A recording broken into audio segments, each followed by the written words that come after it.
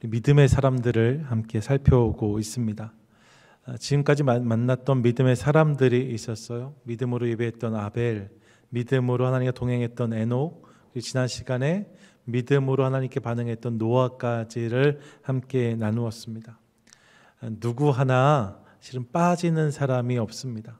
다 믿음으로 넉넉히 이기는 인생을 살아냈던 믿음의 선조들이라 할 수 있습니다. 그런데 우리에게 믿음의 조상이 누구냐라고 물으면 우리는 그들이 아닌 다른 사람을 떠올립니다. 그가 누구지요? 그가 아브라함입니다. 아브라함을 믿음의 조상이라고 이야기해요. 아브라함 앞에도 믿음의 인생들이 분명히 있었거든요. 기억해 보시면 제가 아벨에 대해서 말씀을 나눌 때 사실 믿음의 시조는 아벨일 수 있다는 말씀을 드렸어요. 인류 전체에서 가장 먼저 믿음으로 반응했던 사람이 아벨인 거잖아요. 그도 있었고 에녹도 노아도 있는데, 그런데 성경은 또 우리는 아브라함을 믿음의 조상이라고 부르고 고백한다는 것이지요. 로마서 4장 16절 보세요. 그러므로 상속자가 되는 그것이 은혜에 속하기 위하여 믿음으로 되나니 이는 그 약속을 그 모든 후손에게 굳게 하려 하심이라. 율법에 속한 자에게 뿐만 아니라 아브라함의 믿음에 속한 자에게도 그러하니 아브라함은 우리 모든 사람의 조상이라고 말씀해요. 갈라디아 3장 7절에 보니까 그런즉 믿음으로 말미암은 자들은 아브라함의 자손인 줄 알지어다 라고 고백하고 있습니다. 아브라함이 믿음의 조상이라는 거예요. 우리는 그 아브라함의 믿음의 자손들이라는 거죠. 분명히 그 앞에 믿음의 사람들이 있었는데 저들이 좀 서운하지 않을까 그런 생각 해봅니다. 나도 있는데. 그런데 성경이 아브라함을 특별히 주목하는 거죠. 왜 그럴까요? 믿음의 사람들이 더 많이 있었는데 왜 아브라함을 믿음의 조상이라고 이야기할까?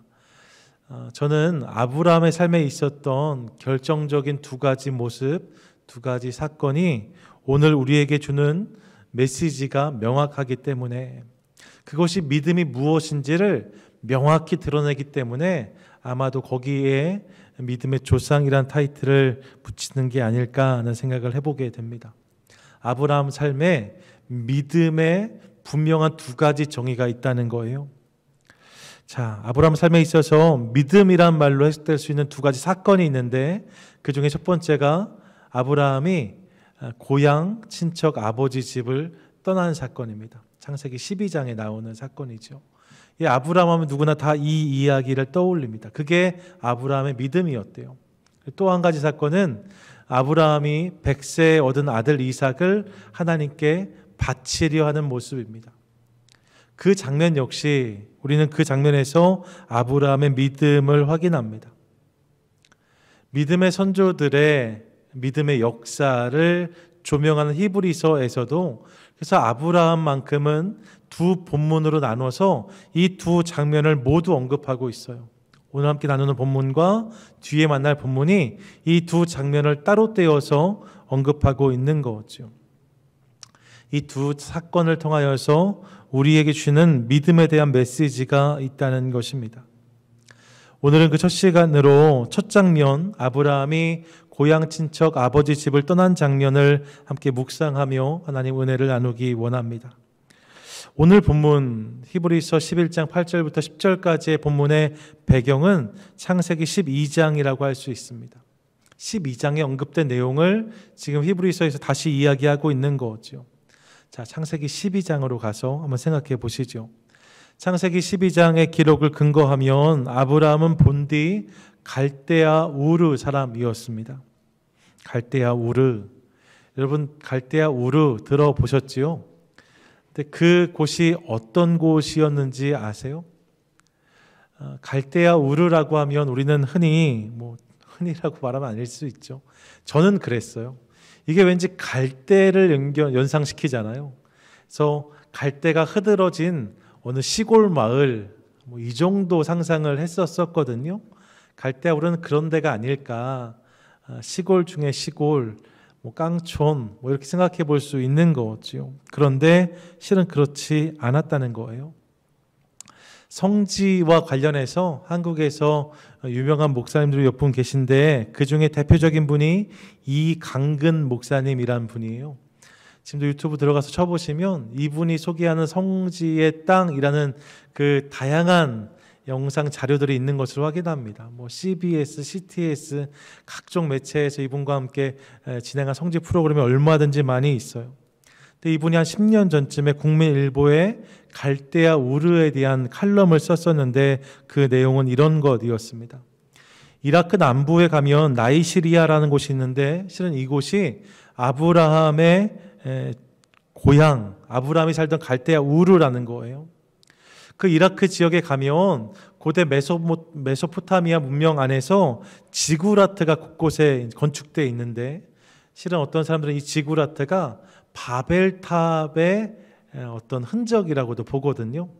지구라트라고 이제 좀 이따 사진을 보실 텐데 그게 여기저기 서 있는데 그 중에서 가장 튼튼하고 완벽한 형태로 남아 있는 지구라트가 있는 곳, 실은 거기가 갈대아 우르라는 거예요. 영국의 레너드 올리라는 사람이 1923년에 이 성서의 내용을 기준해서 그 땅 우르를 찾아가서 그것을 발굴하기 시작합니다. 아브라함이 4,000년 전 사람이니까 4,000년 전 전설의 땅을 실제적인 역사로 드러내는 작업을 한 거죠. 그렇게 그 땅을 발굴하기 시작하면서 아브라함 시대의 주거지와 도시의 생활상이 이제 밝혀지기 시작해요. 그런데 그곳을 정작 이렇게 발굴해 보았더니 그곳은 아주 화려한 도시였다는 거예요. 예, 아주 그 초라한 시골이 아니라 많은 사람들이 모여 사는 도시였다는 거지요. 특별히 그 도시터 한 곳에서 큰 묘가 발견되었는데 그 묘에는 수백 구의 시신이 함께 이제 흔적이 남아 있었다고 하지요. 그리고 그 안에 왕으로 보이는 사람은 황금 투구와 황금 칼을 찬 채로 누워 있었다고 합니다. 많은 사람이 함께 매장된 것을 보아서 아마 왕을 따르는 사람을 함께 묻는 순장 제도가 그때 있지 않았을까 그런 추측을 해볼 수 있고 그 묘 안에 있는 금, 은, 술잔과 정교한 금 장식들, 보석들을 통하여서 그 당시 우르의 문명이 얼마나 발달했던 것인지를 확인할 수 있었다는 거예요. 4,000년 전의 말입니다. 발굴을 주도했던 울리경이 이렇게 말해요. 아브라함 시대에 우르에 살았던 사람들은 우아하고 호화스럽고 번영된 도시 생활을 하는 사람들이었다. 우르에서 잘 사는 사람은 심지어 14개의 방을 갖춘 커다란 2층 집에서 살기도 했다라고 설명합니다. 이게 갈대아 우르의 모습이었다는 거죠. 발굴 현장 사진으로 한번 같이 볼까요? 제가 사진을 준비한 게 있는데요. 멀리 보이는 건물이 지구라트예요. 저 지구라트 주변에 이렇게 벽돌로 되어 있는 건축물이 확인된 거죠. 한 장만 더 넘겨줘 보시면요. 그래서 이 터를 기준해서 옛날에 갈대아 우르가 이랬을 거다라고 그린 그림이 이 그림입니다. 4,000년 전에 이런 도시가 그곳에 있었다는 거예요. 그림에 다 담기지 않았지만 실은 이 도시의 규모는 한 25만 명쯤이 모여 살 만큼의 규모라고 알려지죠. 여러분 4,000년 전에 25만 명이 모여 사는 도시라 하면 실로 엄청난 메가시티였을 것입니다. 그 당시에 상상하기 어려운 그런 도시가 갈대아 우르였다는 거예요. 실제로 우르란 단어의 뜻이 빛이라는 의미를 가지고 있어요. 그러니까 광이 나는 찬란한 도시가 갈대아 우르였다는 거죠. 이러한 우르에 대한 발견은 믿음의 조상인 아브라함에 대한 새로운 이해를 가능하게 합니다. 사실 우리는 아브라함 하면 그가 시골 출신으로 가축들에 둘러싸인 유목민 정도가 아니었을까 상상하는데 실은 그렇지 않았다는 거죠. 그는 대도시의 시민이었고 발달된 문명을 누리는 사람이었습니다.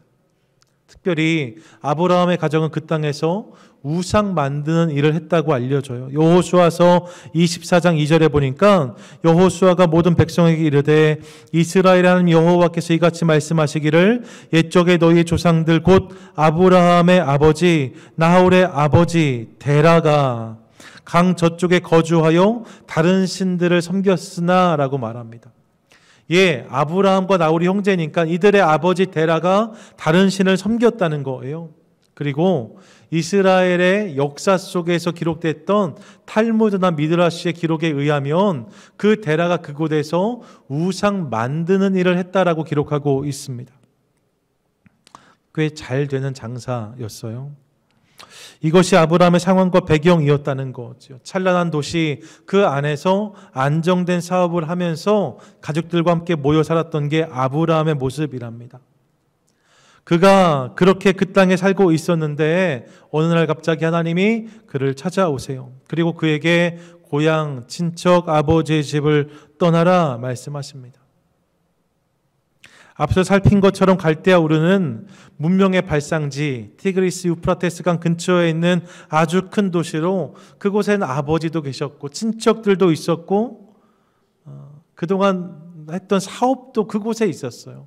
모든 것이 안정된 곳이 갈대아 우르였다는 거죠. 그러니까 아브라함 입장에서 그런 땅을 뒤로하고 다른 지역으로 이동하는 일은 절대 쉬운 일이 아니었을 것입니다. 특별히 고대 근동에선 더욱 그런 거죠. 고대 근동은 대부분 다 도시 국가였기 때문에 이 도시의 다른 도시로 이동하는 것은 나라를 바꾸는 것과 비슷한 일이에요. 이 도시 가까이 있지도 않고 그 이동 간의 치안도 너무나 불안했기 때문에 실은 대부분의 사람들이 태어나면 그 땅에서 살다가 죽곤 하였던 거죠. 그런 맥락에서 아브라함에게 임한 하나님의 부르심은 절대 쉬운 일이 아니었습니다. 그런데 창세기 12장을 보시면 1, 2, 3절에서 아브라함을 향한 하나님의 부르심이 기록된 다음에 4절은 이에로 시작되어져요. 하나님께서 아브라함을 부르시거든요. 고향 친척 아버지 집을 떠나서 내가 너에게 지시할 땅으로 가라 말씀하시는데 아브라함이 이 말씀에 대해서 이에로 반응해요. 이에 아브라함이 여호와의 말씀을 따라갔고 그리고 5절에 보면 5절의 마지막 이렇게 맞춰집니다. 마침내 가나안 땅에 들어갔더라. 이에와 마침내가 연이어 나오고 있죠. 이걸 통해서 우리는 아브라함의 행동이 즉시였고 중단이 없는 행동이었다는 사실을 알 수 있습니다. 그렇게 아브라함이 갈대아 우르를 떠나서 가나안에 들어갔다는 것이지요. 그리고 그런 아브라함의 모습을 오늘 본문 8절이 이렇게 말씀하는 거예요. 11장 8절인데요. 같이 한번 읽겠습니다. 시작. 믿음으로 아브라함은 부르심을 받았을 때에 순종하여 장래의 유업으로 받을 땅에 나아갈새 갈 바를 알지 못하고 나아갔으며 아멘. 부르심을 받고 하나님의 약속을 향해 나아간 것 이것이 아브라함의 믿음이었다라고 성경은 말씀하고 있습니다. 이것이 아브라함의 믿음이었다는 거죠. 오늘 본문을 중심해서 하나님 우리에게 주신 메시지가 몇 가지 있지요. 먼저 본문을 통해 우리는 믿음이라는 것이 나로부터 시작되는 것이 아니라 하나님으로부터 시작돼서 나에게 임하는 것이라는 사실을 깨닫게 됩니다. 나에게 찾아오신 주님을 향한 반응, 그것이 믿음이라는 거예요. 본문을 보십시오. 히브리서 11장 8절은 이렇게 기록하잖아요. 믿음으로 아브라함은 부르심을 받았을 때라고 말씀해요. 그가 먼저 하나님을 찾은 것이 아니랍니다. 하나님이 그를 불러주셨다라고 말씀하고 있어요. 그 부르심에 반응하면서 아브라함 삶 가운데 믿음의 이야기가 시작되는 거죠. 창세기 12장 1절도 마찬가지입니다. 12장 1절은 이렇게 시작되어져요. 여호와께서 아브라함에게 이르시되 하나님이 아브라함에게 말 걸어오셨다는 것이죠. 일반적인 우리의 생각과 상식을 근거로 떠올려 보면 하나님께서 아브라함에게 이르셨다는 이 본문 앞에 어떤 내용이 올까 추측하자면 아브라함이 하나님을 간절히 찾았다 혹은 하나님 앞에서 아브라함이 열심히 살았다는 내용이 나와야 될 것 같습니다. 그래서 그런 아브라함에게 하나님이 나타나셔서 이것이 우리가 생각하는 일반적인 이야기예요. 그런데 창세기 12장 앞부분의 본문을 보시면 11장은 오롯이 족보를 기록하고 있습니다. 아브라함까지 이어진 족보의 내용이 쭉 나오고 있는 거죠. 11장에서 아브라함이 어떤 일을 했는지, 무엇을 어떻게 했는지 아무런 언급을 하지 않아요. 무슨 말이냐면 하나님이 아브라함에게 일방적으로 찾아오셨다는 거예요. 그에게 그럴 자격이 있어서, 혹은 그의 삶에 그런 공로가 있어서, 그런 업적이 있어서 하나님이 아브라함을 찾아오신 것이 아니었다는 것이죠. 전적으로 하나님이 당신의 의지로 아브라함을 찾으셨다라고 말씀하고 있어요. 그 하나님께 반응하는 것으로 아브라함 삶 가운데 믿음의 이야기는 시작되는 거지요. 이를 통해 우리는 믿음이 나로부터 시작되는 것이 아니라 하나님으로부터 시작된다는 사실을 깨닫습니다. 우리의 믿음이 나로부터가 아니라 주님이 나를 찾으심으로, 주님이 나에게 다가오심으로, 주님이 나를 만나 주심으로 시작된다는 거예요. 그래서 여러분, 믿음은 하나님이 주시는 거예요. 그래서 믿음은 은혜예요. 이것을 기억하는 저와 여러분 될 수 있기를 원합니다. 여러분, 믿는 것, 그것이 은혜인 거지요. 간단하게 이야기할 수 없지만 구원을 이야기할 때에 칼빈 신학과 웨슬리 신학의 중요한 차이가 있다라고 흔히들 이야기해요. 제 1부 때 말씀을 나눠봤더니 요 얘기할 때 전체가 약간 표정이 어두워지셨거든요. 어려운 얘기는 아니니까 제가 간단하게 말씀드려 볼게요. 칼빈 신학과 웨슬리 신학이 구원을 다르게 이야기하는데 이게 예정론과 예지예정론이라는 거예요. 칼빈 신학이 말하는 예정론은 다 아시죠? 예정돼 있다는 것입니다. 구원받을 사람이, 구원받지 못할 사람이 예정돼 있다라고 말해요. 하나님께서 그렇게 정하신 거죠. 이것이 예정론입니다. 반면 웨슬리 신학이 말하는, 그러니까 감리교회, 저희 성결교회, 나사렛 교단, 이런 이제 교단들이 따르고 있는 웨슬리 신학에서 말하는 구원은요, 우리의 응답을 실은 좀 중요하게 생각해요. 하나님께서 우리 가운데 구원의 가능성을 열어주셨는데 그 가능성에 우리가 반응할 때, 그 하나님 초대에 우리가 응답할 때에 그때 우리 삶 가운데 구원이 임한다라고 말합니다. 이게 예지예정이에요. 하나님의 일방적인 결정을 넘어서 그것에 대한 우리의 반응이 중요하다라고 말하는 것. 이렇게 말하니까요, 한때 칼빈 신학에서 웨슬리 신학을 공격했어요. 구원은 하나님께 속한 것인데 그 구원의 여부를 사람이 결정할 수 있다라고 말한다니, 사람이 구원에 이를 수 있다고 말한다니 그건 이단 아니냐.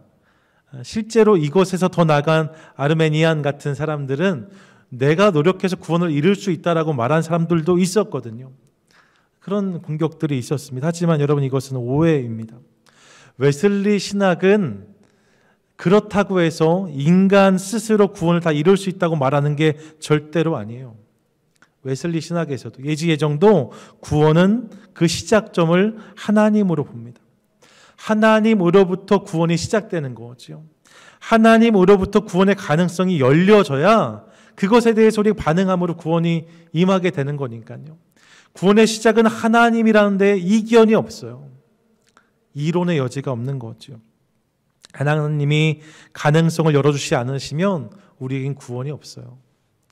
아무리 우리의 반응이 필요하다고 해도 하나님이 먼저 당신의 은혜를 전제해 주셔야, 구원받을 수 있는 문을 열어주셔야 우리가 구원받을 수 있는 거지, 그 하나님이 구원의 문을 열지 않으시면 구원은 불가능한 거지요. 이런 이유에서 우리가 주님의 은혜에 응답함으로 구원을 얻는다고 해도 이 구원은 하나님의 은혜인 거예요. 내 결정이 아닌 거죠.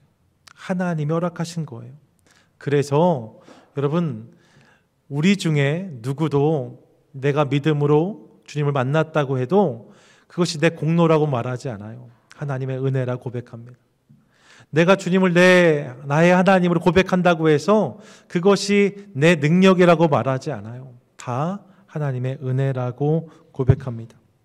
결국 예지예정설도 하나님의 은혜가 선행되어야 된다는 것은, 하나님의 은혜가 전제되어야 된다는 것은 동일하다는 거예요. 어렵지 않으시죠? 예. 하나님의 은혜가 먼저라는 것입니다. 거기서 우리의 믿음이 시작되어지고 거기에서 우리의 구원이 시작된다는 거예요. 예, 여러분, 이게 분명한 사실입니다. 그분이 찾아오지 않으시면, 그분이 우리 인생에 노크하지 않으시면 우리의 믿음은 시작될 수 없어요. 여러분은 주님을 믿으십니까? 믿으십니까? 아멘. 그럼 여러분, 그 믿음이 하나님의 은혜로 가능하다는 것도 믿으시기 바랍니다. 그 은혜로 우리가 하나님을 믿게 된 거예요. 내가 하나님을 믿는다는 것 그 자체가 실은 내 삶 가운데 은혜의 사건인 거지요. 예, 여러분, 믿음은 그 자체가 은혜예요. 이 사실을 기억하며 나에게 그런 믿음이 있음에 감사하는 우리 모두가 될 수 있기를 원합니다. 믿음은 은혜의 사건이라는 거죠. 둘째로, 믿음은 하나님에 대한 반응이라고 말씀드렸는데, 조금 더 구체적으로 말씀드리면 그 반응은 순종이어야 된다라고 성경이 말씀하고 있어요. 믿음은 찾아오신 주님께 순종으로 반응하는 것이라는 것이지요. 다른 전제가 필요하지 않답니다. 다른 이유가 필요하지 않답니다. 나에게 찾아오신 주님께 순종으로 반응하는 것, 그게 믿음이라는 거예요. 오늘 본문을 보십시오. 히브리서 11장 8절 말씀 보시면 같이 한번 읽겠습니다. 시작. 믿음으로 아브라함은 부르심을 받았을 때에 순종하여 장래 유업으로 받을 땅에 나아갈새 갈 바를 알지 못하고 나아갔으며, 예, 갈 바를 알지 못하고 나아갔다라고 말씀해요. 아브라함이 어디로 가야 될지 알지 못했다는 거예요. 창세기 12장에서도 보시면 이렇게 말씀하는데, 네, 같이 읽겠습니다. 여호와께서 아브라함에게 이르시되 너는 너의 고향과 친척과 아버지 집을 떠나 내가 내게 보여줄 땅으로 가라. 본문이 뭐라고 말씀해요? 보여줄 땅으로 가라고 말씀해요. 보여준 땅이 아니에요. 네가 봤던 땅이 아니에요. 아직 보지 못한 땅, 그 땅을 향해 가라는 거죠. 갈 바를 알지 못하는 아브라함에게 보여줄 땅으로 가라고 하나님께서 말씀하셨다는 거예요. 이것이 아브라함을 향한 하나님의 초대였습니다. 그런데 그 부름에 응답하여 나아갔다라고 성경이 말씀하고 있는 거죠. 이 아브라함의 태도와 반응을 히브리서는 이렇게 정의하는 거예요. 믿음으로 아브라함은 부르심을 받았을 때에 순종하여 장래 유업으로 받을 땅에 나아갈새. 순종했다는 거죠. 아브라함이 부르심의 믿음으로 반응했는데 그 반응의 모습이 순종이었답니다. 다른 설명을 요구하지 않았답니다. 다른 조건을 요청하지 않았답니다. 그냥 하나님이 가라 하시니까 그냥 갔다는 거예요. 이를 통해서 우리는 믿음과 순종이 실은 연결되어 있는 것이라는 사실을 깨닫습니다. 믿어야 순종할 수 있고 순종하려면 믿어야 한다는 거죠. 이 둘은 분리할 수가 없어요. 믿는데 순종하지 않는다, 순종하지 않으면서 믿는다, 실은 이런 건 없다는 거죠. 그래서 17세기 영국 청교도의 대표적인 신학자 토마스 멘트는 믿음과 순종을요 이렇게 설명해요. 태양과 빛의 관계이고 불과 열의 관계다라고 설명합니다. 태양이 있는데 빛이 없다, 이런 거 없잖아요. 불이 있는데 열이 없다, 이런 거 없잖아요. 태양과 빛이, 불과 열이 함께 가는 거죠. 이건 붙어 있어요. 떨어뜨릴 수 없어요. 믿음과 순종은 그런 거라는 거예요. 어떤 이는 믿음은 하나님에 대한 내적인 반응이고 순종은 그 하나님에 대한 외적인 태도라고도 정의합니다. 전 너무나 일리 있는 말이라고 생각해요. 예, 믿음은 내 안에서 그분을 향해서 믿는 반응이고 순종은 그 하나님에 대한 외적인 태도라는 거죠. 예, 믿음은 나에게 찾아오시는 주님께 순종으로 반응하는 것이라고 말씀드릴 수 있습니다. 이게 믿음이라는 거예요. 아브라함이 이것을 보여주는 거죠. 그런데 이게 쉽지가 않아요. 특별히 요즘에는 이해를 요구하는 시대입니다. 덮어놓고 믿는 것, 그런 거 없습니다. 이해가 되어야 움직입니다. 납득이 돼야, 동의가 돼야 반응합니다. 보장이 있어야 나아갑니다. 보장된 것만큼 나가려고 해요. 다 묻고 따져서 보장된 것만큼만 이동하는 게 우리의 모습입니다. 심지어 이런 모습도 있다고 하더라고요. 제가 얼마 전에 샌디에고에 있는 교회에 들은 이야기인데요. 미국 교회를 렌트해서 쓰는 한인 교회예요. 근데 팬데믹 상황 전에 몇 년 전 이야기죠. 주중에 갑자기 교회에서 연락이 왔다는 거예요. 이번 주에는 교회에서 예배를 못 드립니다. 아무 일이 없는데 갑자기 그렇게 연락이 오니까 너무 의아해서 교회에 문의를 한 거죠. 무슨 일이 있냐고, 왜 갑자기 예배를 못 드리냐, 주일이 곧 오는데 했더니 그 교회의 설명이 보험이 그렇다는 거예요. 교회 상수도에 문제가 생겼는데 보험 팔러시가 상하수도에 문제가 생겼을 때에 모임을 갖다가 어떤 일이 발생하면 그건 책임지지 않는다는 게 그 교회가 들고 있는 보험의 팔러시라는 거죠. 그래서 그 팔러시를 기준해서 우리 철저히 그 보험에 따라서 움직이는 교회라 우리 안 모이기로 했으니까 우리 교회를 렌트하는 한인교회 또 히스패닉 분들 모이시는 다 이번 주에 못 모입니다. 이렇게 연락이 왔다는 거예요. 이게 보장되지 않으면 모이려고 하지 않아요. 심지어 그것이 예배라고 해도 누군가 책임져 주지 않는다고 하면, 누군가 그것을 안정적으로 보장해 주지 않으면 모이지 않는 모습이 있을 수 있다는 거죠. 다 아시겠지만 동부에는 눈이 많이 오잖아요. 동부에서 눈이 많이 오면 교회 오는 길에 그렇게 교통사고가 종종 난다고 하더라고요. 근데 여러분, 교통사고가 나면 교회가 오는 길에 사고가 났잖아요. 그래서 그 수를 어디에 해요? 교회에 한다고 하더라고요. 캘리포니아는 눈이 안 오지요. 오시는 길에 사고 나도 저한테 수하지 마세요. 예, 눈이 오면 교회에 수를 한대요. 그러다 보니까 눈이 조금만 오면 교회에서 연락한다고 하더라고요. 오늘은 집에서 예배 드리십시오. 개인적으로 예배 드리십시오. 오늘 교회 안 오셔도 됩니다. 왜요? 불안하니까요. 오다가 어떤 일이 생길지 모르니까요. 그래서 그렇게 하라고 공지한다는 거예요. 비근한 예지만 여러분, 확실한 보장이 없으면, 개런티가 되지 않으면 움직이지 않는 우리의 모습을 보여주는 단편이 아닐까 생각해 봅니다. 나에게 납득이 되지 않으면, 확실한 보장이 없으면 예배마저도, 신앙의 행동마저도 지장을 받는 시대가 우리가 살아가는 시대라는 거예요. 그러다 보니까 믿음의 반응이 부담스러울 때가 있어요. 하나님 끝까지 보여주시고 모든 걸 다 보여주시면, 이렇게 하면 저렇게, 이렇게 모든 걸 다 알려주시면 그때 순종하겠습니다라고 말하고 싶은 마음이 우리에게 있습니다. 그런데 여러분, 하나님께서 우리에게 보내시는 것은 늘 설명서가 아니라 초대장이에요. 하나님의 부르심, 그분의 음성은 설명서가 아니라 초대장으로 우리 삶 가운데 임하게 돼요. 그리고 믿음과 순종으로 그 초대장을 열 때 그 안에서 우리가 하나님의 역사를 만나게 되는 거죠.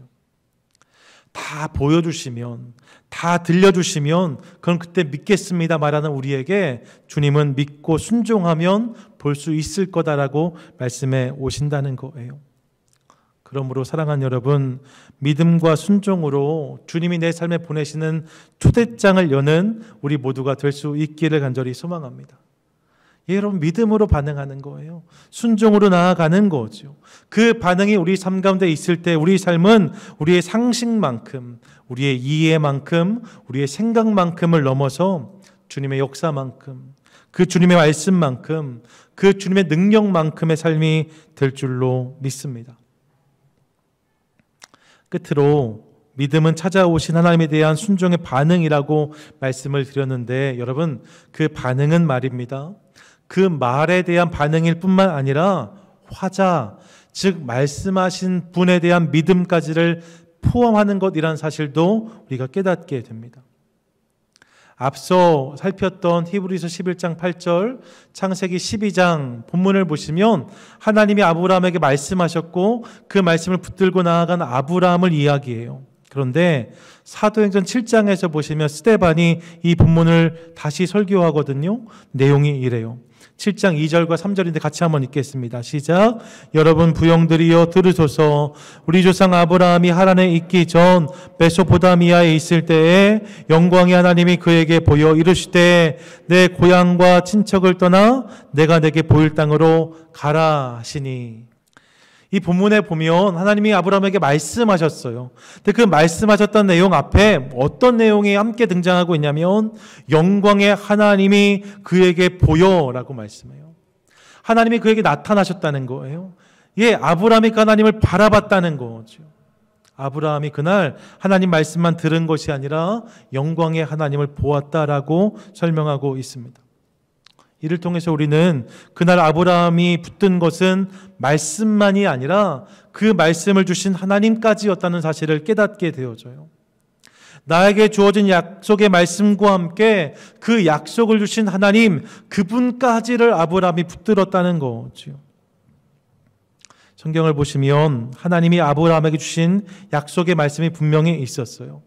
여러분, 이 약속은 땅과 자손에 대한 것이었습니다. 큰 땅을 차지하게 하겠다. 큰 민족을 이루게 하겠다. 이게 하나님의 약속이었어요. 그런데 여러분 오늘 본문 보세요. 9절을 보시면 그는 이방의 땅에 있는 것 같이 약속의 땅에서 거류하였다라고 되어져 있어요. 이어진 본문을 보시니까 독일한 약속을 유업으로 함께 받은 이삭 및 야곱과 더불어 장막에 거하였으니 라고 말하고 있어요. 우리말 성경 보시면 믿음으로 그는 약속의 땅에서 다른 나라에 사는 이방 사람처럼 잠시 머물렀고 그는 동일한 약속을 함께 받은 이삭과 야곱과 더불어 장막에 거했다라고 말합니다. 예. 영주권을 받고 영원히 살 것처럼 머물지 못했다는 거예요. 잠시 머물렀답니다. 근사한 집을 지어놓고 산 것이 아니라 장막에 거주했답니다. 땅에 대한 약속의 말씀을 받고 출발했는데 정작 그가 그의 평생에 경험했던 것은 그 땅에서 여전한 나그네가 되어서 이방인이 되어서 잠시 머물고 장막에 거하는 삶을 살았다는 것이지요. 자손에 대한 약속도 마찬가지다 할 수 있어요. 큰 민족을 말씀하셨어요. 하지만 우리가 다 아는 것처럼 아브라함이 경험한 것은 사라를 통해서 그가 100세에 낳은 독자 이삭뿐이었습니다. 여러분, 큰 민족과 외동 아들은 거리가 있어 보이지 않으세요? 근데 아브라함이 경험한 것은 그런 것이었다는 거예요. 약속의 땅에서 거류하고 장막을 치고 큰 민족을 약속하셨지만 독자 이삭을 100세에 낳았고, 만약에 아브라함이 큰 땅을 주시겠다, 큰 민족을 이루게 하겠다는 약속만을 붙들었다면 아브라함은 분명 시험에 들었을 거예요. 흔들렸을 것입니다. 포기했을지 모릅니다. 하나님이 이게 뭐예요? 하나님이 이렇게 말씀하지 않으셨잖아요. 하나님 저랑 쓴 계약서가 이게 아니잖아요. 하나님 이게 뭐예요? 얼마든지 그렇게 말할 수 있어요. 그런데 놀라운 것은 아브라함이 흔들리지 않아요. 끝까지 그 땅에 머물면서 하나님을 바라봅니다. 끝까지 약속을 이루실 그 하나님에 대한 신뢰를 거두지 않습니다. 이를 통해서 우리는 아브라함이 하나님의 약속을 넘어서 그 약속하신 하나님, 그분을 바라보는 사람이었다는 사실을 깨닫게 돼요. 그의 믿음은 거기까지였다는 거죠.